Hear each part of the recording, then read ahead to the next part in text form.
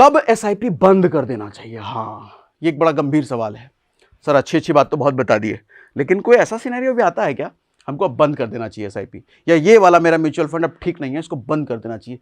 कैसे पहचाने?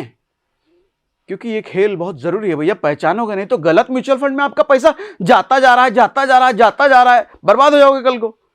या कहीं और ज्यादा रिटर्न मिल सकता था, आप कम वाले में डाल रखा है आपने। कैसे पहचाने? आओ समझाता हूं। ये मनी कंट्रोल की वेबसाइट है, यहां पे आप म्यूचुअल फंड की लिस्ट में देखोगे। यहां पर मान लो कोई भी म्यूचुअल फंड आप खोल लो, जैसे मान लो मैंने Motilal Oswal small cap fund खोल लिया, ठीक है। अब यहां पे देखो सर, दो चीजें होती हैं। एक वो जो म्यूचुअल फंड है, यानी कि दिस स्कीम लिखा है इसने, और दूसरा हर एक म्यूचुअल फंड ना किसी बेंचमार्क को फॉलो करता है। बेंचमार्क को फॉलो करने का मतलब क्या होता है? एक इंडेक्स होता है, उस इंडेक्स में कुछ कुछ स्टॉक्स डाले हुए हैं। मैंने मान लो निफ्टी 50 इंडेक्स है एक, ठीक है। इस इंडेक्स में 50 स्टॉक्स हैं, निफ्टी 50 का इंडेक्स है ये। 50 स्टॉक हैं, किसी में 1% किसी स्टॉक में डाला होगा, किसी में 2% होगा, किसी में 3% होगा, किसी में -1.5% होगा, किसी में 3.5% होगा। ऐसा करके 50 स्टॉक में अलग अलग एलोकेशन होगा। अब इसको बोलते हैं बेंचमार्क इंडेक्स। अब इसी बेंचमार्क इंडेक्स को देख करके एसबीआई आती है मार्केट में, या एक्सिस आती है, या मोतीलाल आता है, या टाटा आता है, कोई भी आता है, वो कहता है मैं अपना म्यूचुअल फंड बनाऊंगा। तो अपना म्यूचुअल फंड बनाने के लिए उससे पूछा जाएगा कौन से बेंचमार्क को देख के बना रहे हो? तो उसने बोला मैं निफ्टी 50 बेंचमार्क को देख के बना रहा हूं। तो अरे वो तो पहले से बना हुआ है, तो आप क्यों बना रहे हो? तो ये क्या करेगा, वो जो 50 स्टॉक्स हैं, चूंकि निफ्टी 50 है तो 50 स्टॉक इसको भी लेने, और वही 50 स्टॉक ये भी लेगा। ये क्या करेगा, नीचे वाला जो स्टॉक था उसने 1% डाला था, लेकिन इसको लग रहा है नहीं ये तो ज्यादा अच्छा स्टॉक है, इसमें मैं 2% डालूंगा। दूसरा वाला उसने 2% डाल रखा था, बोला नहीं तो कुबड़ा कबाड़ स्टॉक है, इसको मैं 1% दूंगा।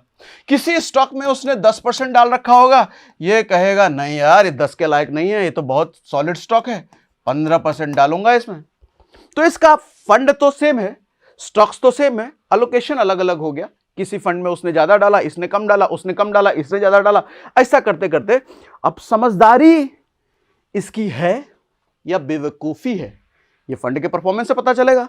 तो ये हो गया बेंचमार्क, और ये हो गया वो वाला फंड जिसमें आपने पैसा डाला है। अब देखना ये है कि इसका रिटर्न ज्यादा है या उसका रिटर्न ज्यादा है। अगर उसका रिटर्न ज्यादा है, यानी कि बेंचमार्क इंडेक्स का रिटर्न अगर ज्यादा है, ये क्या है, ये है बेंचमार्क इंडेक्स, और ये क्या है आपका दिस स्कीम बोल लो, या दिस म्यूचुअल फंड आपको बोल लो। उससे अगर रिटर्न ये ज्यादा निकाल के देता है तो आपका म्यूचुअल फंड सही है, आपने सही स्कीम में पैसा डाला है।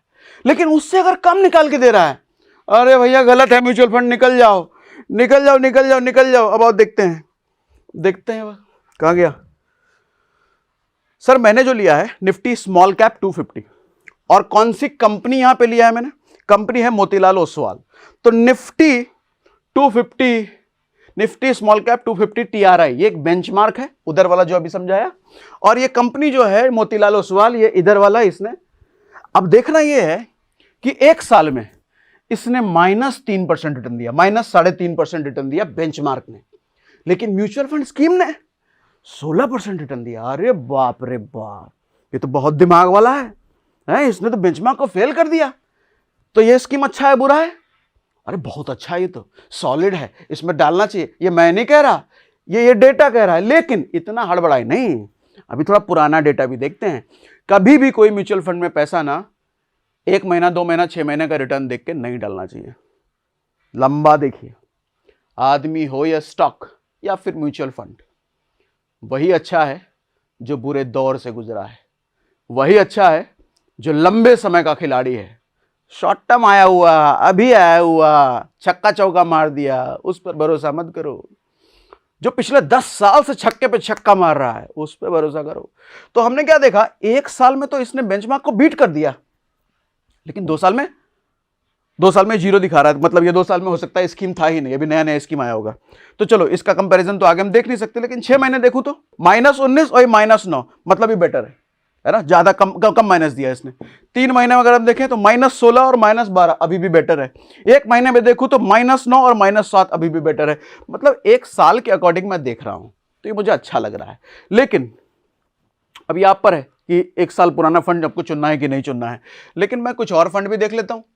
अब जैसे मान लो मैं एक फंड ले लेता हूं टाटा स्मॉल कैप का, जरा ये देख लेता हूं, इसका देख लें, ये क्या कह रहे हैं, आओ इनका भी ऐसे देखते हैं।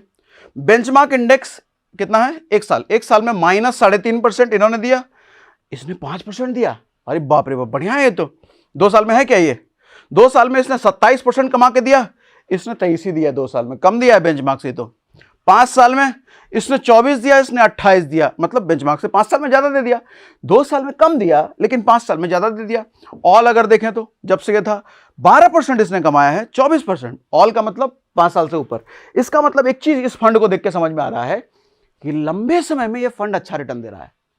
शॉर्ट टर्म में अच्छा नहीं दे रहा, लेकिन लंबे समय में आपको अच्छा दे रहा है। ऐसे ही आप खोल खोल करके आप देखोगे तो आपको आइडिया लगेगा, कई सारे ऐसे फंड मिलेंगे जो शॉर्ट टर्म में बहुत अच्छा परफॉर्म कर रहे हैं, लॉन्ग टर्म में मरे हुए हैं। कई सारे ऐसे स्टॉक्स मिलेंगे लॉन्ग टर्म में बहुत अच्छा है, शॉर्ट टर्म में मरे हुए हैं। तो आप भी अगर लंबे समय के खिलाड़ी हो तो वही म्यूचुअल फंड या स्टॉक चुनना जो लंबे समय में अच्छा परफॉर्म किया है, अपने बेंचमार्क से ज्यादा अच्छा परफॉर्म किया है, ये जरूर देख लेना। तो मुझे लगता है ये बड़ी सॉलिड चीज आज मैंने बताई, ऐसा है क्या? अगर ये आज मैंने बहुत सॉलिड चीज बताई है मुझे कमेंट बॉक्स में जरूर लिख के बताइए, ठीक है।